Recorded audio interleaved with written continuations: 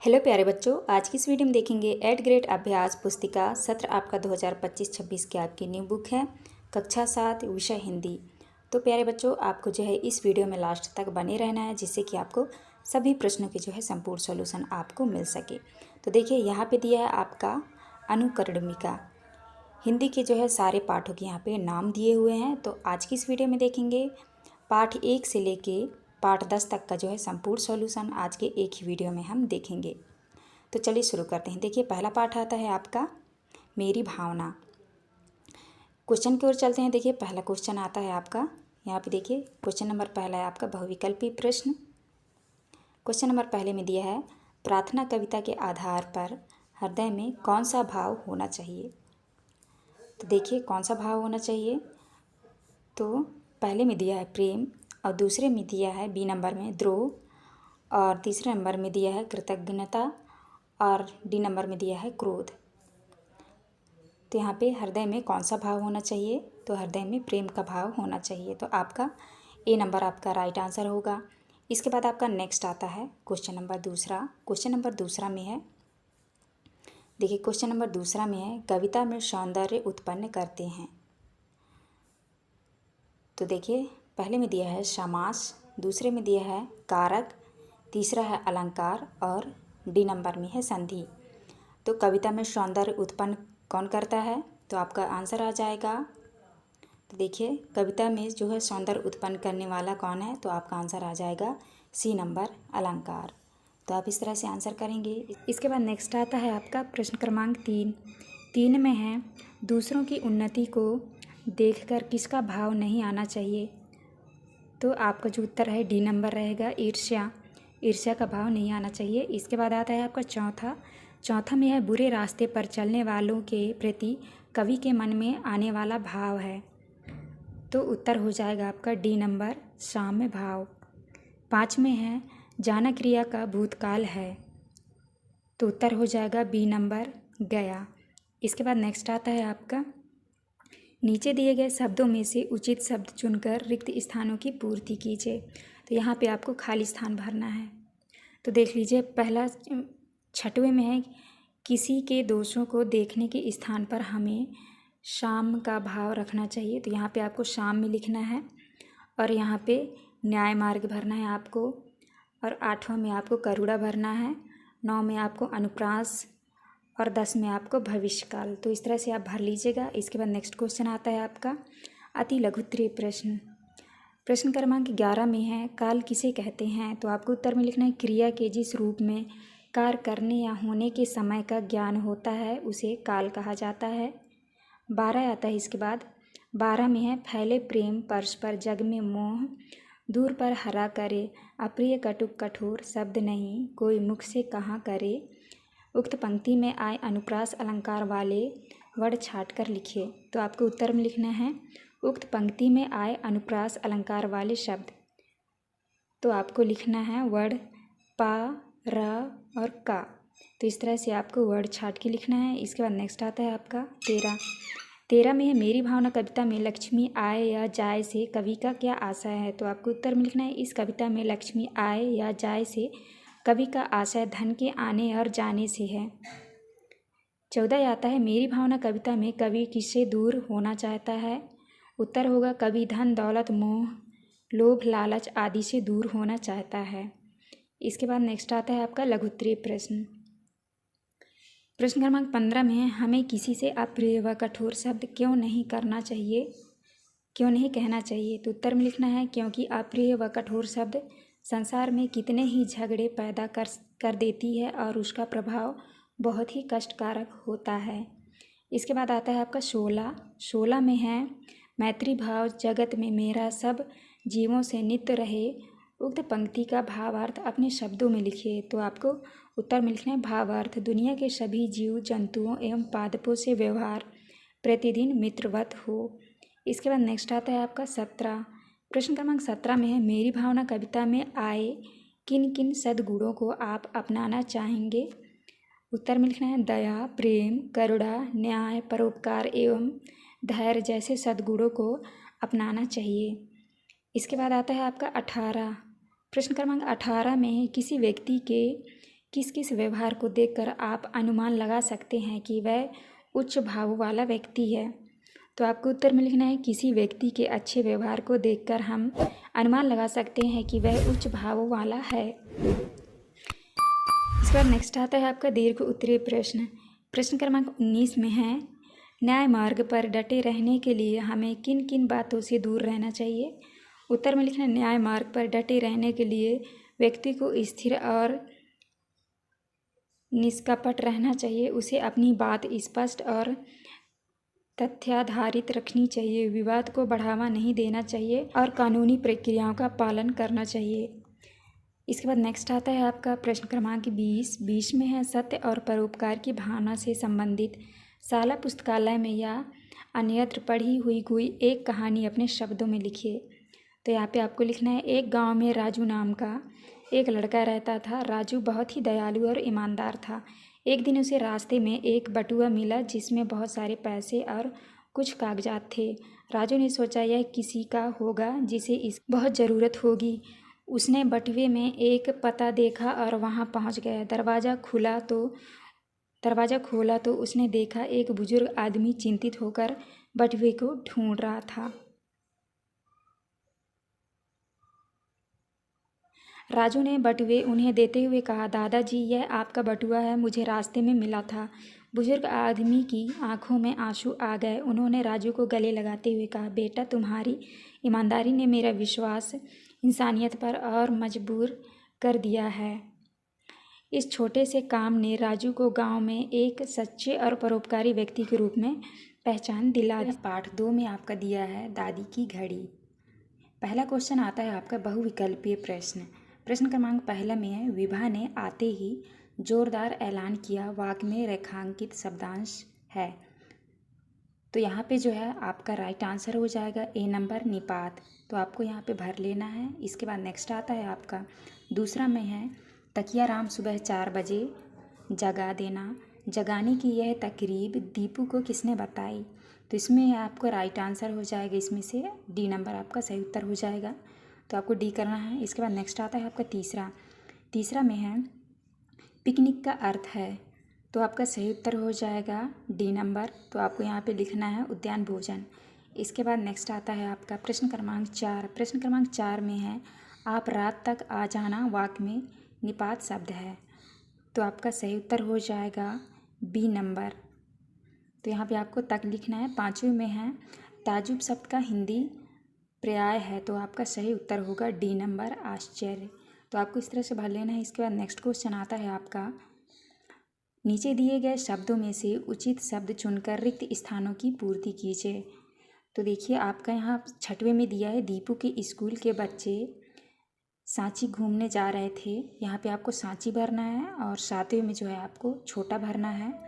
8वें में आपको तकियाराम भरना है और 9वें क्वेश्चन में आपको अंग्रेजी भरना है और 10वें में आपको कहानी भरना है। तो इस तरह से आपको भर लेना है। इसके बाद नेक्स्ट आता है आपका अति लघुत्तरीय प्रश्न। प्रश्न क्रमांक 11 में है, आंगनपड़ी में खटिया पर जा बैठा चुपचाप, वाक्य को सही प्रक्रम में लिखिए, सही पदक्रम में लिखिए। तो आपको उत्तर में लिखना है, आंगन में पड़ी खटिया पर चुपचाप जा बैठा।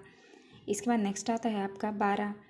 क्वेश्चन नंबर 12 में है, दीपू को किस चीज़ की बड़ी इच्छा थी? तो आपको उत्तर में लिखना है, दीपू को अलार्म घड़ी की बड़ी इच्छा थी जिसे वह सिराने रखकर सोना चाहता था। नेक्स्ट आता है आपका 13। प्रश्न क्रमांक 13 में है, दीपू के दोस्त उससे ईर्ष्या क्यों करते थे? तो आपको उत्तर में लिखना है, दीपू के दोस्त उससे ईर्ष्या इसलिए करते हैं क्योंकि वह पूरे घर में सबका लाडला है, पर उसे इस बात की जरा भी खुशी नहीं थी। इसके बाद नेक्स्ट आता है आपका 14। ही और भी निपात का प्रयोग करते हुए 2-2 वाक्य बनाकर लिखिए। तो आपको उत्तर में लिखना है, ही का देखिए पहले में लिखा है, घर में एक ही टाइम पास अलार्म था। दूसरा में लिखना है, राम ने आते ही जोरदार ऐलान किया। और यहाँ भी में लिखना है, दीपू अपने कक्षा का मॉनिटर भी है। दूसरा है, अच्छी पढ़ाई से कामयाबी भी होती है। तो इस तरह से आपको लिखना है। क्वेश्चन नंबर 15 है। 15 में है, दम साधना मुहावरे का अर्थ लिखकर वाक्य में प्रयोग कीजिए। तो आपको उत्तर में लिखना है, दम साधना चुपचाप रह जाना। प्रयोग करना है। घड़ी के टूट जाने पर दीदी और भैया डांट खाने के बाद दीपू का दम साध गया। तो इस तरह से आपको लिखना है। इसके बाद नेक्स्ट आता है आपका 16। प्रश्न क्रमांक 16 में है घड़ी कैसे टूट गई थी। तो आपको उत्तर में लिखना है सारी रात बिस्तर पर इधर से उधर चहल कदमी करते समय दीपू ने नींद में घड़ी में जोर से किक मार दी थी, जिससे घड़ी नीचे गिरी और टूट गई।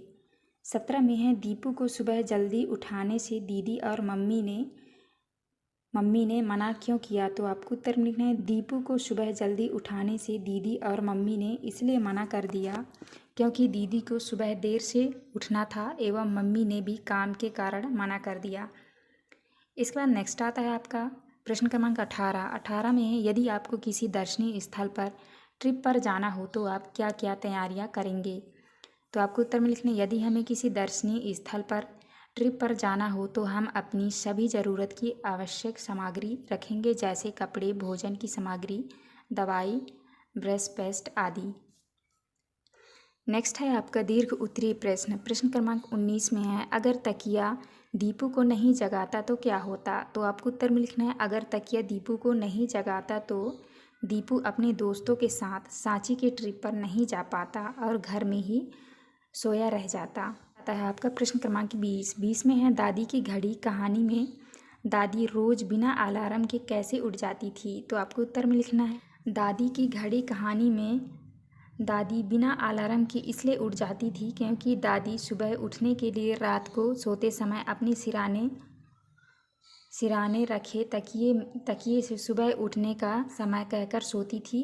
आश्चर्यजनक रूप से ठीक उसी समय पर प्रातः उनकी आँख समय ही खुल गई। तो इस तरह से आपको आंसर करना है। ये था आपका लास्ट क्वेश्चन। ये पार्ट 3 में है मेरी वसीयत। पहला प्रश्न आता है आपका बहुविकल्पीय प्रश्न। प्रश्न क्रमांक 1 में है गंगा में अस्थियों का विसर्जन करने के पीछे नेहरू जी की गंगा के प्रति मान्यता थी। तो आपका उत्तर जो हो जाएगा प्रेम भावना। तो आपको लिख देना है प्रेम भावना। दूसरे में है नाकामयाबी शब्द में उपसर्ग है, तो यहाँ पे आपको ना लिखना है। इसके बाद नेक्स्ट आता है आपका प्रश्न क्रमांक 3 में है इलाहाबाद प्रयागराज के पास बहने वाली नदी है। तो यहाँ पे आपका हो जाएगा गंगा। इसके बाद नेक्स्ट आता है आपका चौथा में है मरने के बाद शव को जलाने का क्रिया है। तो उत्तर में आपको लिखना है दाह संस्कार। इसके बाद पाँचवा है पुराण शब्द में एक प्रत्यय लगाकर बना शब्द है। तो उत्तर हो जाएगा आपका पौराणिक। इसके बाद नेक्स्ट आता है आपका प्रश्न क्रमांक 6। लिखा है नीचे दिए गए शब्दों में से उचित शब्द चुनकर रिक्त स्थानों की पूर्ति कीजिए। तो यहाँ पे आपको खाली स्थान भरना है। 6 में आपको भरना है अस्थियाँ, 7 में हिमालय और 8 में आपको भरना है मुस्कुराती व उछलती। 9 में भरना है आपको जॉन कीट्स और 10 में भरना है आपको अधिकार। इसके बाद नेक्स्ट क्वेश्चन आता है आपका अति लघु उत्तरीय प्रश्न। प्रश्न क्रमांक 11 में है मेरी वसीयत पाठ के लेखक कौन है। तो इसका उत्तर ये लिखा है, आप यहाँ से लिख लीजिएगा। मेरी वसीयत पाठ के लेखक पंडित जवाहरलाल नेहरू हैं। नेक्स्ट है आपका प्रश्न क्रमांक 12 में है नाकामयाबी शब्द में ना उपसर्ग जोड़कर नाकामयाबी शब्द बना है। इसी तरह ना उपसर्ग जोड़कर कोई 2 शब्द बनाइए। तो आपको लिखना है ना समझ, ना प्लस समझ। तो इस तरह से आपको लिखना है। यहाँ पे लिखा है नाजायज, नाजायज का हो जाएगा ना प्लस जायज। तो इस तरह से आप बना लीजिएगा। इसके बाद नेक्स्ट आता है आपका प्रश्न क्रमांक 13 में है किसके बदले में कुछ भी दे पाना मुमकिन नहीं है, पाठ के आधार पर बताइए। तो आपको उत्तर में लिखना है पाठ के आधार पर प्रेम के बदले कुछ भी दे पाना मुमकिन नहीं है। इसके बाद 14 आता है। 14 में है फ़क्र और दरख्वास्त शब्द का किन्हीं हिंदी रूप बताते हुए वाक्यों में प्रयोग कीजिए। तो आपको उत्तर में लिखना है, लिखा है फ़क्र गर्व या अभिमान। वाक्य में लिखना है, वाक्य में प्रयोग करना है मुझे अपने देश की उपलब्धियों पर फ़क्र है। और दूसरा दिया है आपका यहाँ दरख्वास्त। दरख्वास्त का मतलब है अनुरोध या आवेदन। वाक्य में प्रयोग करना है किसान ने सिंचाई के लिए पानी की दरख्वास्त की। इसके बाद नेक्स्ट आता है, नेक्स्ट है आपका लघु उत्तरीय प्रश्न। प्रश्न क्रमांक 15 में है नेहरू जी ने अपनी अस्थियों के विषय में क्या भावना प्रकट की। उत्तर में लिखना है पंडित नेहरू ने अपनी अस्थियों के विषय में इच्छा प्रकट की थी कि उनकी मृत्यु के बाद उनकी अस्थियों की भस्म को मुट्ठी भर गंगा में डालने तथा शेष हिस्से को भारत के उन खेतों में बिखेर देने की इच्छा व्यक्त की। नेक्स्ट है आपका 16 में है ना और नहीं का प्रयोग करते हुए 2 वाक्य बनाकर लिखिए। तो आपको उत्तर में लिखना है, उसने परीक्षा की तैयारी अभी तक ना की। दूसरे में मुझे पता नहीं है कि वह कब आएगा। इसके बाद नेक्स्ट आता है आपका 17 में है अपने ज़िले एवं आसपास की किसी भी नदी पर 3 वाक्य लिखिए। तो आपका पहला होगा, हमारे ज़िले में नर्मदा नाम की नदी है। दूसरा है, इस नदी का पानी पीने और सिंचाई के लिए मुख्य स्रोत है। तीसरे में, नदी के किनारे धार्मिक और सांस्कृतिक स्थल है। इसके बाद आता है आपका 18 में नेहरू जी को गंगा नदी से लगाव था। यह पाठ के आधार पर अपने शब्दों में लिखिए। उत्तर में लिखना है, नेहरू जी को गंगा नदी से गहरा लगाव था। उन्होंने गंगा को करीब से देखा और उसकी बदलती सुंदरता को अनुभव किया। उनके लिए गंगा भारतीय सभ्यता का प्रतीक और जीवनदायक स्रोत थी। इसके बाद नेक्स्ट आता है आपका प्रश्न क्रमांक 19 में है, नेहरू जी पुरानी रीति रस्मों की जगह आधुनिक रीतियों के पक्षधर थे, क्यों? उत्तर में लिखना है, नेहरू जी पुरानी रीति रस्मों की जगह आधुनिक रीतियों के पक्षधर थे क्योंकि वह चाहते हैं कि भारत के लोग इन रीति रस्मों की जंजीरों को तोड़कर बाहर निकल जाएं, क्योंकि यह रस्में हमारे देश भारत को आगे बढ़ने से रोकती है। तो इस तरह से आपको 19 का उत्तर करना था। इसके बाद आता है आपका 20 में किन्हीं 2 महापुरुष के चित्र चश्मा का उनके बारे में 5-5 वाक्य लिखिए। तो आपको यहाँ महात्मा गांधी के बारे में लिखा है, देख लीजिएगा। पहला, महात्मा गांधी ने अहिंसा का मार्ग अपनाया। दूसरा है, उन्होंने सत्याग्रह की नीति अपनाई। तीसरे में है, गांधी जी ने खादी को बढ़ावा दिया। चौथा है, उनका जीवन सादगी भरा था। पाँचवें में, उन्होंने स्वतंत्रता संग्राम का नेतृत्व किया। और यहाँ पे लिखा है पंडित जवाहरलाल नेहरू के बारे में। तो पहला है, जवाहरलाल नेहरू भारत के पहले प्रधानमंत्री थे। उन्हें बच्चे से बहुत प्रेम था। नेहरू जी ने आधुनिक भारत की नींव रखी। चौथे में है, उन्होंने पंचवर्षीय योजनाओं की शुरुआत की। पाँचवें में, नेहरू जी को चाचा नेहरू के नाम से जाना जाता है। तो इस तरह से आपको कर लेना है। इसके बाद आता है आपका पाठ 4। पाठ 4 में है 2 कविताएं। पहला प्रश्न आता है आपका, धीम धीम धा धमक धमक पंक्ति में अलंकार है। तो आपका उत्तर हो जाएगा अनुप्रास अलंकार। दूसरे में है, फूले कदम कविता में कवि का मन किसे छूना चाहता है। तो उत्तर हो जाएगा आपका कदम को। इसके बाद नेक्स्ट आता है आपका तीसरा में है, मेघ बजे शब्द से आशय है। तो आपको उत्तर में लिखना है बादल गरजे। इसके बाद आता है आपका चौथा में है, कदम के फूल के आकार की समानता है। तो आपको उत्तर में लिखना है गेंद से। 5 में है, उपसर्ग के प्रयोग से बना शब्द है। तो आपको उत्तर में लिखना है डी नंबर अभिनंदन। इसके बाद नेक्स्ट आता है आपका रिक्त स्थानों वाले क्वेश्चन। प्रश्न क्रमांक 6 में जो है आपको भरना है, मेघ बजे कविता में वर्षा ऋतु का वर्णन है। यहाँ पे आपको श्रवण भरना है, यहाँ पे आपको किसान, यहाँ पे आपको दहाड़ भरना है और 10 में आपको लालची। तो इस तरह आप भर लीजिएगा। इसके बाद नेक्स्ट आता है आपका 11, दादुर का कंठ खुला से क्या आशय है। तो आपको उत्तर में लिखना है, दादुर का कंठ खुला से कवि का आशय है कि बादलों के बरसने से प्रसन्न मेढक टर टर कर गाने लगे। इसके बाद नेक्स्ट आता है आपका 12 में है, मेघ बजे कविता में किस ऋतु का वर्णन किया गया है। उत्तर में लिखना होगा, मेघ बजे कविता में वर्षा ऋतु का वर्णन किया गया है। इसके बाद 13 आता है, 13 में है, मेघ बजे और फूले कदम कविताओं के रचयिता कौन है। उत्तर में लिखना है, मेघ बजे और फूले कदम कविताओं के रचयिता नागार्जुन है। इसके बाद नेक्स्ट आता है आपका 14 में है, दामिनी शब्द का एक पर्यायवाची शब्द वाक्य में प्रयोग कीजिए। उत्तर है, दामिनी का पर्यायवाची विद्युत है। प्रयोग करना है, विद्युत उपकरणों को पानी से बचाकर रखना चाहिए। नेक्स्ट आता है आपका लघुत्तरीय प्रश्न। प्रश्न क्रमांक 15 में है, 2 कविताएं पाठ से तुक वाले शब्दों का प्रयोग हुआ है। ऐसे तुक वाले शब्दों को खोजकर लिखिए, किसी एक शब्द का वाक्य में प्रयोग कीजिए। उत्तर में लिखना है, चंदन नंदन बरस तरस चमक धमक रीता बीता वाक्य में प्रयोग करना है। जब पिताजी को उनके बेटे विवेक ने परीक्षा में फेल होने की खबर सुनाई तब पिताजी उस पर बरस पड़े। इसके बाद नेक्स्ट आता है आपका 16। 16 में है पंख बना हरिचंदन पंक्ति का भावार्थ लिखिए। तो आपको लिखना है पंख बना हरिचंदन से आशय वर्षा के कारण उत्पन्न हुई धरती की कीचड़ भी हरिचंदन के समान हो गई है। इसके बाद नेक्स्ट आता है आपका प्रश्न क्रमांक 17 में है बादल का कोप नहीं रीता पंक्ति का क्या आशय है। उत्तर में लिखना है कवि कहता है कि बादल का कोप रीता नहीं है, यानी वह है लगातार बहुत समय से बरस रहा है, लेकिन पपीहे की प्यास अभी भी नहीं बुझ रही। इसके बाद नेक्स्ट है 18। 18 में है ग्रीष्म ऋतु में प्रकृति में क्या क्या परिवर्तन होते हैं, अपने शब्दों में लिखिए। उत्तर में लिखना है ग्रीष्म ऋतु में धरती सूख जाती है, हरियाली खत्म हो जाती है, जल की कमी होती है और गर्मी का अनुभव होता है। नेक्स्ट आता है आपका प्रश्न क्रमांक 19। 19 में है मेघ बजे कविता में वर्षा के किन किन रूपों का वर्णन किया गया है।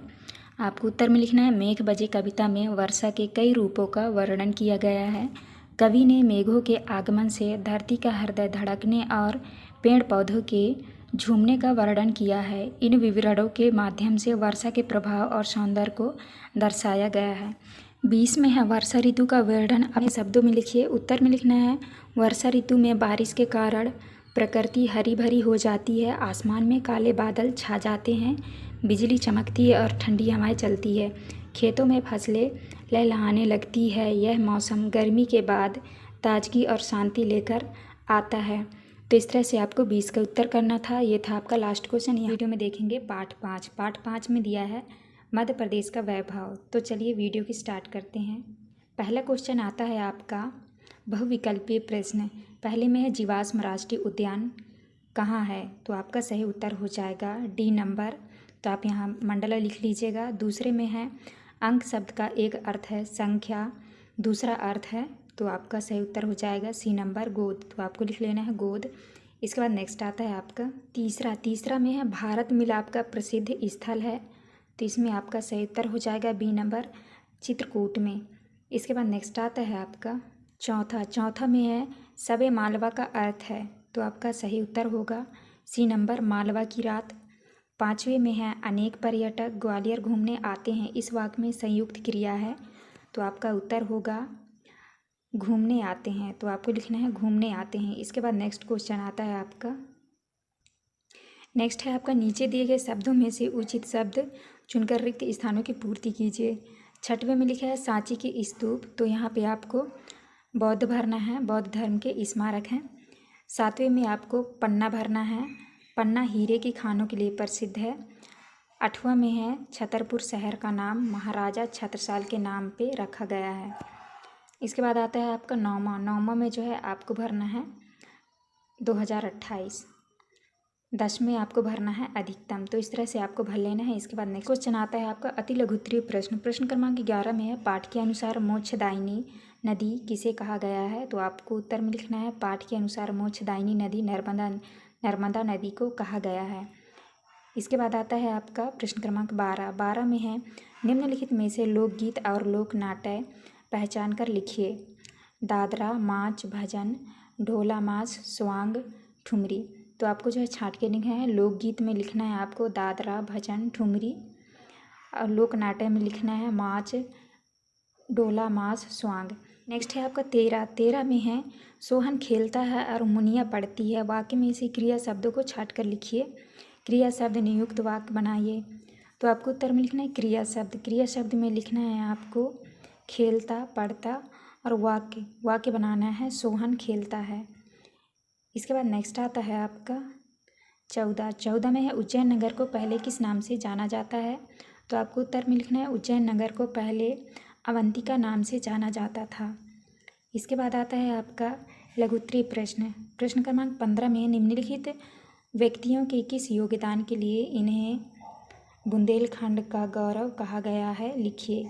तो आपको उत्तर में लिखना है, पहले में लिखना है डॉक्टर हरि सिंह गौर। तो आपको इसके सामने लिखना है सागर विश्वविद्यालय के संस्थापक। दूसरा है पंडित कामता प्रसाद गुरु। तो आपको लिखना है व्याकरणाचार्य। और तीसरे में है पद्माकर। तो आपको लिखना है प्रसिद्ध रीतिकाल कवि। तो इस तरह से आपको लिखना है। इसके बाद नेक्स्ट आता है आपका 16 में है मालवा और निमाड़ क्षेत्र के प्रसिद्ध दर्शनीय स्थल कौन कौन से हैं। तो आपको उत्तर में लिखना मालवा में उज्जैन का महाकालेश्वर ज्योतिर्लिंग, धार का ऐतिहासिक महत्व और मांडवगढ़ की बाघ की गुफाएं, निमाड़ में 52 गजा का आदिनाथ जी का मंदिर, इंदौर का राजबाड़ा और कांच मंदिर। इसके बाद आता है आपका 18 में है ग्वालियर के किन्हीं 3 विशेषताओं का वर्णन कीजिए। तो आपका पहला विशेषता है ग्वालियर किला, अद्वितीय वास्तुकला और इतिहास के लिए प्रसिद्ध। दूसरे में है जयविलास महल, भव्यता और संग्रहालय के लिए प्रसिद्ध। 3 में है तानसेन संगीत समारोह, भारतीय शास्त्रीय संगीत का प्रमुख आयोजन। इसके बाद आता है आपका दीर्घ उत्तरीय प्रश्न क्रमांक 19 में है साहित्य और संगीत के क्षेत्र में मध्य प्रदेश के योगदान को बताइए। तो आपको उत्तर में लिखना है मध्य प्रदेश का साहित्य और संगीत में महत्वपूर्ण योगदान है। साहित्य में कालिदास, वाराहमिहिर, बाणभट्ट, भूषण और पद्माकर प्रमुख हैं। संगीत में तानसेन, बैजू बावरा और अलाउद्दीन खान का नाम प्रमुख है। कालिदास की रचनाएं और तानसेन का संगीत आज भी लोगों को प्रेरित करते हैं।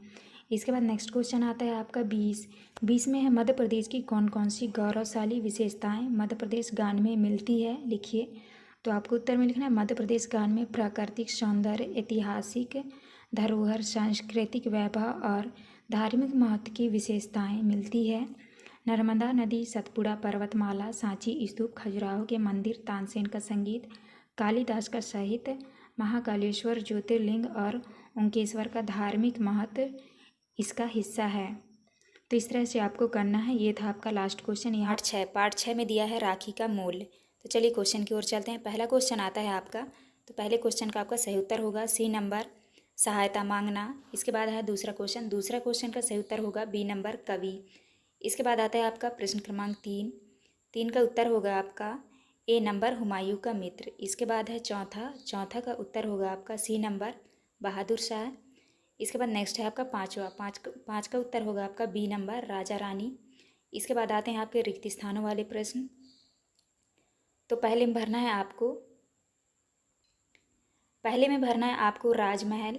इसके बाद आता है आपका प्रश्न क्रमांक 7 में भरना है आपको महाराणा सांगा। 8 में भरना है आपको राखी। 9 में भरना है आपको नयापन और 10 में भरना है आपको छतरानियाँ। इसके बाद आता है आपका अति लघु उत्तरीय प्रश्न। तो प्रश्न क्रमांक 11 का उत्तर में आपको करना है, तो आपको उत्तर में करना है हिंदू बेग हुमायूं का सेनापति था। इसके बाद नेक्स्ट क्वेश्चन आता है आपका प्रश्न क्रमांक 12। तो आपको 12 के उत्तर में करना है जिस शब्द से किसी काम का होना या करना समझा जाए उसे क्रिया कहा जाता है। उदाहरण लिखना है आपको राम खेलता है। इसके बाद नेक्स्ट आता है आपका 13। प्रश्न क्रमांक 13 का उत्तर करना है आपको प्राण न्यौछावर करना का अर्थ होगा प्राण त्यागना। इसके बाद आता है आपका प्रश्न क्रमांक 14 का उत्तर करना है आपको वाक में जहाँ पनाह हुमायूं है। इसके बाद आता है आपका लघु उत्तरीय प्रश्न क्रमांक 15 का उत्तर करना है आपको रानी कर्मवती का पत्र पढ़कर हुमायूं की जगह हम होते तो हम भी रानी को अपनी बहन मानते व उसके राज की रक्षा करते। इसके बाद नेक्स्ट क्वेश्चन आता है आपका प्रश्न क्रमांक 16। तो आपको 16 के उत्तर में करना है अच्छा बुरा ऊंच नीच इन शब्द युग्मों के मध्य योजक चिन्ह का प्रयोग हुआ है। इसके बाद नेक्स्ट है आपका प्रश्न क्रमांक 17। तो आपको 17 का उत्तर करना है, पहले में लिखा है एक वचन, तो आपको करना है स्तूप, कथा, महल, भालू, कबूतर। दूसरा है बहुवचन में लिखना है आपको गुफाएं, पहाड़ियाँ, मंचों, नवरत्नों, जंतुओं। तो आपको इस तरह करना है। इसके बाद नेक्स्ट क्वेश्चन आता है आपका प्रश्न क्रमांक 18। तो आपको 18 के उत्तर में करना है राखी वह शीतल प्रलेप है जो सारे घाव भर देती है। दूसरा पॉइंट है राखी वह वरदान है जो सारे बैर भावों को जलाकर भस्म कर देती है। तीसरा है इससे कोई बैर विरोध याद नहीं रखता। इसके बाद आता है आपका दीर्घ उत्तरीय प्रश्न क्रमांक 19 का उत्तर करना है आपको सभी धर्मों के ऊपर मानव धर्म होता है। यदि कोई शत्रुता भूलकर मित्रता का हाथ बढ़ाए तो उसकी हर संभव सहायता करनी चाहिए। इसके बाद नेक्स्ट क्वेश्चन आता है आपका प्रश्न क्रमांक 20। तो आपको प्रश्न क्रमांक 20 के उत्तर में करना है, पहला पॉइंट है यह हिंदुओं का एक पवित्र और प्रमुख त्यौहार है। दूसरा है श्रावण मास की पूर्णिमा को मनाया जाता है। तीसरा पॉइंट है राखी भाई बहन के बीच प्यार और अटूट रिश्ते का प्रतीक है। चौथा पॉइंट में लिखना है आपको, राखी बांधने के साथ बहनें अपनी भाइयों की कुशलता की कामना करती हैं। पांचवा है भाई जीवन भर अपनी बहन की रक्षा का प्रण लेते हैं। छठवां में है राखी शीतल प्रलेप की तरह सारे घाव भर देती है। सातवें में करना है इस दिन मिठाइयों व पकवान बनाए जाते हैं। आठवां पॉइंट है इसे विभिन्न धर्मों के लोग मनाते हैं। इस तरह से करना है। ये था आपका लास्ट क्वेश्चन 7। पार्ट 7 में दिया है नीति के दोहे। तो चलिए क्वेश्चन की ओर चलते हैं। पहला क्वेश्चन आता है आपका, सही विकल्प चुनकर लिखिए। प्रश्न क्रमांक पहले का आपका उत्तर होगा सी नंबर हंस के। इसके बाद है दूसरा का उत्तर होगा आपका अग्नि। इसके बाद आता है आपका प्रश्न क्रमांक 3 का उत्तर होगा आपका रहीम। इसके बाद नेक्स्ट क्वेश्चन आता है आपका प्रश्न क्रमांक 4 का उत्तर होगा आपका बी नंबर परिश्रम की। इसके बाद है आपका पाँचवा का उत्तर होगा आपका डी नंबर ढेलेदार। इसके बाद नेक्स्ट क्वेश्चन आता है आपका रिक्त स्थानों की पूर्ति कीजिए। तो छठवें में भरना है आपको बबूल, सातवें भरना है आपको बीज, और आठवें में भरना है आपको चुप, और नौवें में भरना है आपको छंद, और 10वें में भरना है आपको वर्षा। तो आप इस तरह से भर लीजिएगा। इसके बाद नेक्स्ट क्वेश्चन आता है आपका उत्तर में करना है आपको रहीमन हीरा कब कह लाख टका मेरो मोल। इसके बाद नेक्स्ट क्वेश्चन आता है आपका प्रश्न क्रमांक 12। नेक्स्ट है आपका प्रश्न क्रमांक 12। तो 12 के उत्तर में करना है आपको तुलसीदास ने काया को खेत के समान कहा है। इसके बाद नेक्स्ट आता है आपका प्रश्न क्रमांक 13। तो आपको 13 के उत्तर में करना है तुलसीदास जी कहते हैं कि ईश्वर द्वारा रचित इस संसार में गुण और दोष समान रूप से व्याप्त हैं। यहाँ के जड़ और चेतन जीव गुणों और दोषों दोनों से युक्त हैं, परंतु सज्जन लोग हंस की तरह जलरूपी बुराई को छोड़कर दूध गुड़ की ग्रहण करते हैं। इसके बाद आता है आपका प्रश्न क्रमांक 14 के उत्तर में करना है आपको चंदन का पेड़ काटने पर भी अपनी सुगंध नहीं छोड़ता है। नेक्स्ट आता है आपका प्रश्न क्रमांक 15। प्रश्न क्रमांक 15 के उत्तर में करना है आपको कबीरदास ने बुराई करने वालों का स्वागत करने उन्हें अपने पास रखने के लिए कहा है। इसके बाद आता है आपका प्रश्न क्रमांक 16। तो आपको 16 के उत्तर में करना है, उत्तर में लिखना है उपर्युक्त पंक्तियाँ वृंद के दोहे हैं अर्थात मात्रिक छंद दोहा है। इसके बाद नेक्स्ट आता है आपका प्रश्न क्रमांक 17। तो आपको 17 का उत्तर करना है रहीम कहते हैं कि वृक्ष के मात्र एक स्थान जड़ को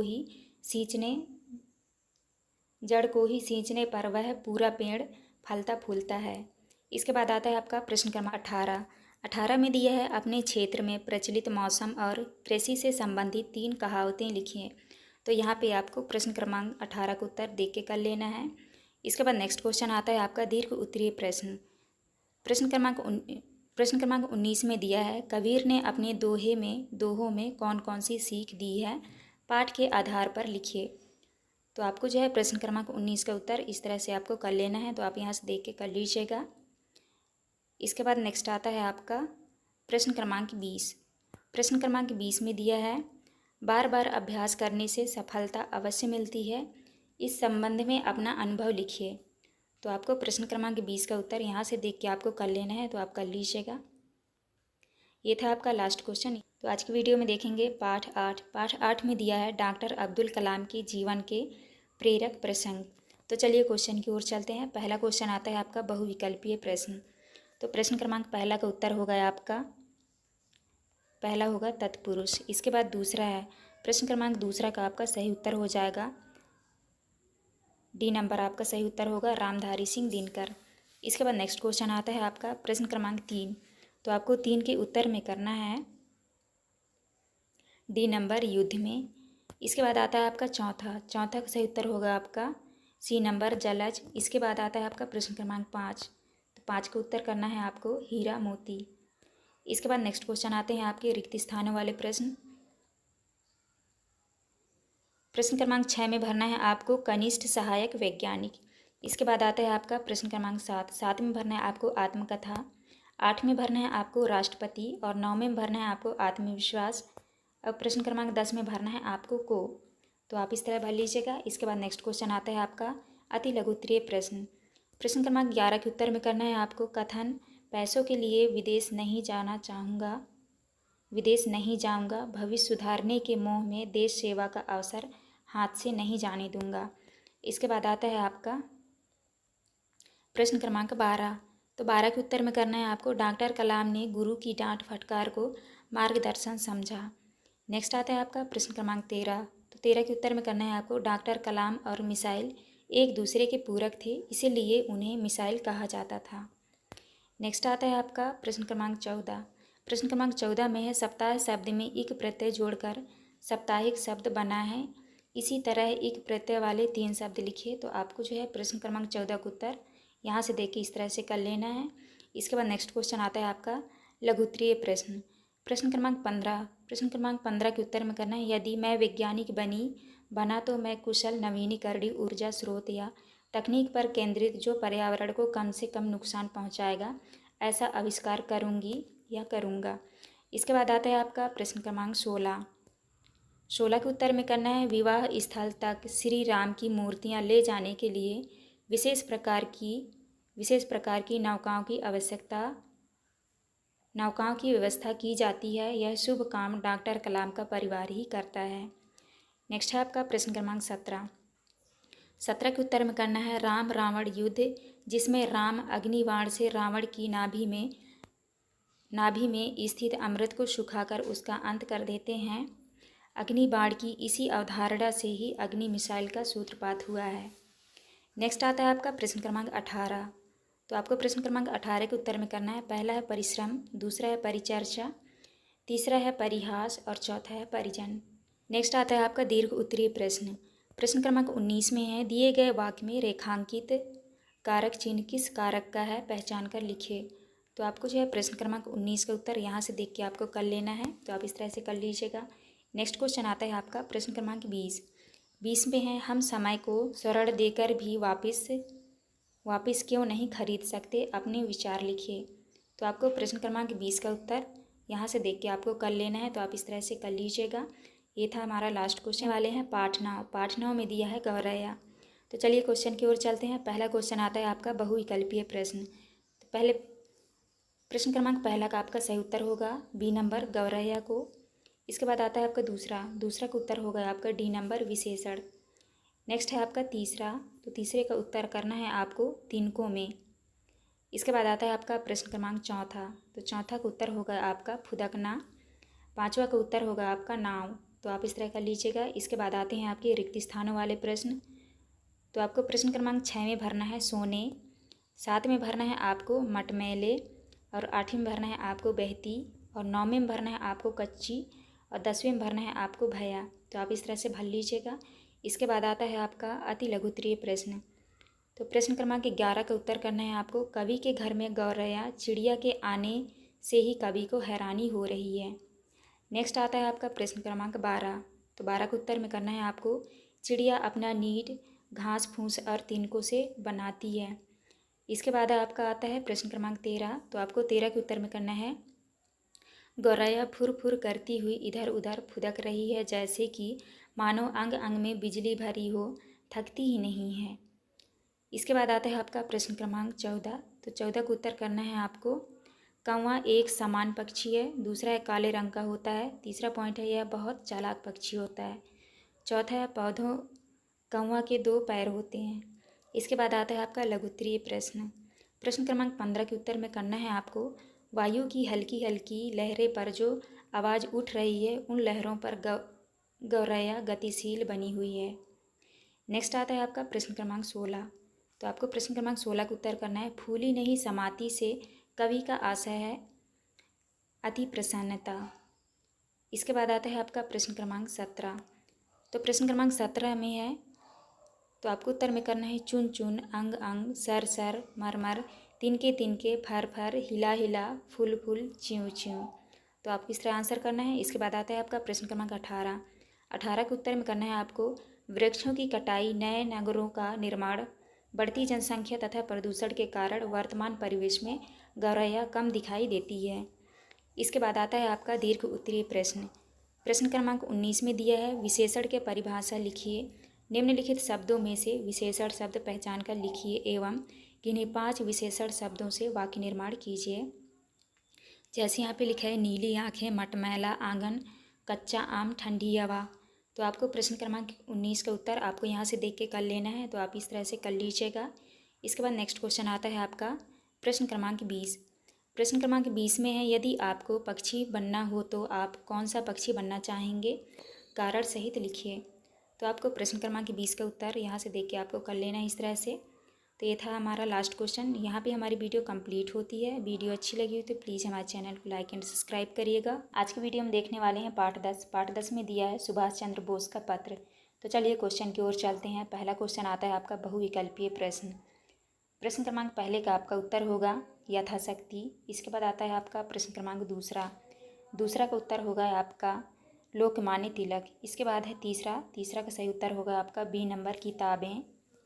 नेक्स्ट है आपका चौथा, तो चौथा का उत्तर होगा आपका बलिदान देना। इसके बाद नेक्स्ट क्वेश्चन आता है आपका प्रश्न क्रमांक 5। तो 5 के उत्तर में करना है आपको डी नंबर औपचारिक पत्र। इसके बाद आते हैं आपके रिक्त स्थान वाले प्रश्न। तो छठे में भरना है आपको मंडले सेंट्रल जेल वर्मा। इसके बाद 7वें भरना है आपको आज़ाद हिंद फौज। 8वें भरना है आपको सामाजिक, और 9वें में भरना है आपको जेल। 10वें में भरना है आपको चतुर्भुज। तो आप इस तरह से भर लीजिएगा। इसके बाद नेक्स्ट क्वेश्चन आता है आपका अति लघुत्तरीय प्रश्न। प्रश्न क्रमांक 11 के उत्तर में करना है आपको पूजनीय पिताजी सादर प्रणाम, और यहाँ पे लिखना है नेहरू छात्रावास, यहाँ पे इंदौर, यहाँ पे आपको इस तरह से लिख देना है।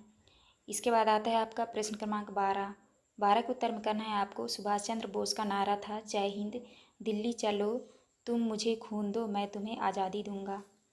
इसके बाद 13 का उत्तर करना है आपको गीता रहस्य नामक पुस्तक की रचना लोकमान्य बाल गंगाधर तिलक ने मांडले जेल वर्मा में की थी। नेक्स्ट आता है आपका प्रश्न क्रमांक 14 के उत्तर में लिखा है 14 के उत्तर में करना है आपको प्रमाण प्लस ईत। नेक्स्ट दिया आपका द्रवित का होगा द्रव प्लस ईत, तो आपको इस तरह करना है। इसके बाद आता है आपका नेक्स्ट है आपका लघुत्तरीय प्रश्न। प्रश्न क्रमांक 15 में है। प्रश्न क्रमांक 15 का उत्तर करना है आपको मंडले जिले के कैदियों को बाहरी जीवन और परिवेश से बिल्कुल अलग कर दिया जाता था, जो अत्यंत कष्टहारी होता था। इसके बाद नेक्स्ट क्वेश्चन आता है आपका प्रश्न क्रमांक 16। तो आपको 16 का उत्तर करना है उनकी द्वितीय नृत्य राष्ट्रीय जागृति और स्वतंत्रता संग्राम में अनेक साहसिक योगदान के लिए विश्व के महापुरुषों में प्रथम स्थान मिलना चाहिए। इसके बाद नेक्स्ट क्वेश्चन आता है आपका प्रश्न क्रमांक 17। तो आपको प्रश्न क्रमांक 17 के उत्तर में करना है नौजवानों को यह शिकायत है कि वहाँ की जलवायु शिथिल कर देने वाली और मंदाग्नि तथा गाठियों को जन्म देने वाली है, जबकि लोकमान्य तिलक बिना किसी शिकायत के वहाँ रह रहे थे। इसके बाद आता है आपका प्रश्न क्रमांक 18। प्रश्न क्रमांक 18 में है लोकमान्य तिलक के जेल जीवन पर 4 वाक्य लिखिए। तो आपको उत्तर में करना है पहला है बाल गंगाधर तिलक एक स्वतंत्रता सेनानी थे। दूसरा है लोकमान्य तिलक का जन्म 23 जुलाई 1856 को हुआ था। तीसरा है इन्हें हिंदू राष्ट्रवाद का पिता भी कहा जाता है। चौथा है उनका वास्तविक नाम केशव गंगाधर तिलक है। इसके बाद आता है आपका दीर्घ उत्तरीय प्रश्न। प्रश्न क्रमांक 19 में है यदि आपको कुछ समय एकांकी जीवन व्यतीत करना पड़े तो आप उस समय का उपयोग कैसे करेंगे। आपको उत्तर करना है यदि हमें कुछ समय एकांकी जीवन व्यतीत करना पड़े तो मैं उस समय का उपयोग पढ़ाई करने, पौधों में पानी देने एवं क्रियाएं जो कि मेरे हॉबी हैं जैसे गायन, नृत्य, इनमें समय व्यतीत करेंगे। इसके बाद नेक्स्ट आता है आपका प्रश्न क्रमांक 20। प्रश्न क्रमांक 20 में है माननीय प्रधानमंत्री जी को मन की बात में अपनी बात जुड़वाने के लिए एक पत्र लिखिए। तो आपको जो है प्रश्न क्रमांक 20 का उत्तर आप अपने क्लास टीचर से पूछ के कर लीजिएगा। ये था आपका लास्ट क्वेश्चन। यहाँ पे हमारी वीडियो कंप्लीट होती है। वीडियो अच्छी लगी हो तो प्लीज़ हमारे चैनल को लाइक एंड सब्सक्राइब करिएगा। मिलते हैं अब नेक्स्ट वीडियो में।